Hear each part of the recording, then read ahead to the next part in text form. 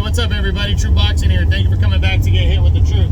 So today we're continuing my 2022 year-end top 10s as we're going to look at my number 5 welterweight in the world right now, the former unified champion Keith "one-time" Thurman.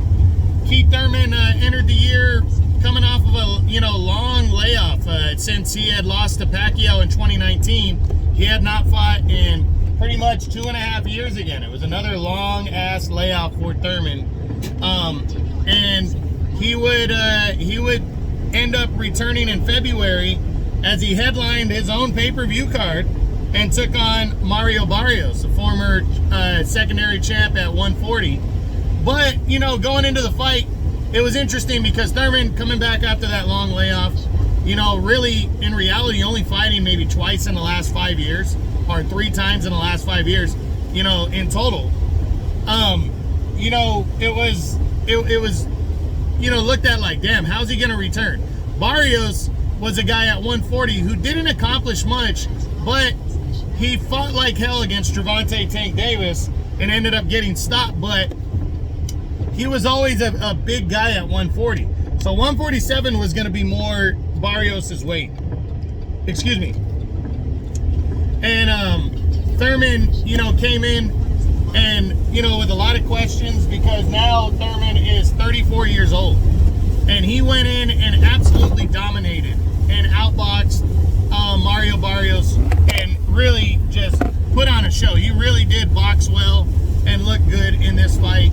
Looked like he kind of never left.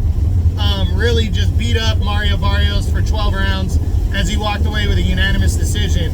And really put himself, because of name recognition and all that, put himself right back in line in the welterweight division. And now he's the WBC's #1 contender. Overall, he's 30-1 with 22 knockouts. And really, he's looking to jump right back in, and he's knocking on the door. He also did the Spence Crawford dance, as everybody did at welterweight in 2022. And now, if the fight does not happen, the WBC has already ordered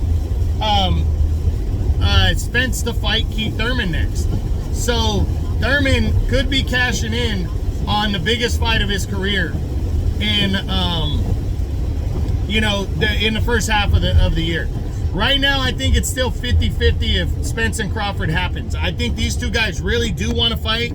There really isn't another guy that each other wants to get in a ring with, but you cannot waste too much time. And Spence already has been out of the ring for what, ever since when did he last fight and knock out he last fought in April. He doesn't want to keep taking big layoffs, because prior to that, I think he hadn't fought since December of 2020 when he dominated Danny Garcia, I think. So, Spence does not want to continue to keep taking time off. He wants to stay active. He wants to be in the ring, and he's going to need to get in there and fight in 2020, in the first half of 2023. So Spence and Thurman, I think, has about a 50-50 chance of happening in the first half of the year. If Thurman gets a shot at Spence, I think he's a live underdog, but I think he loses to Spence. But, and hey, maybe that might be all she wrote.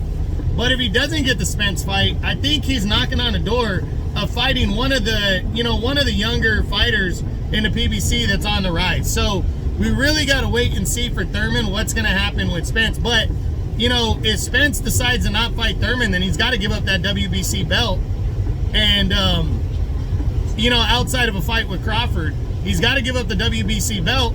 And then Thurman can fight for the vacant title. So, there's going to be opportunities for Keith Thurman, is all I'm saying. And I can't wait to see what happens for him and what the opportunity is in 2023. So we'll see what happens, but that's it. That's what I got. That's my number 5 welterweight in the world right now at 147 pounds. The former unified champ, Keith "one-time" Thurman. I hope he, as my 2022 year-end top 10s continues. I hope you guys enjoyed the video. If you did, smash the like button, leave a comment, subscribe to the channel. I appreciate any and all support, guys. I really do. This is True Boxing. You've been here with the truth.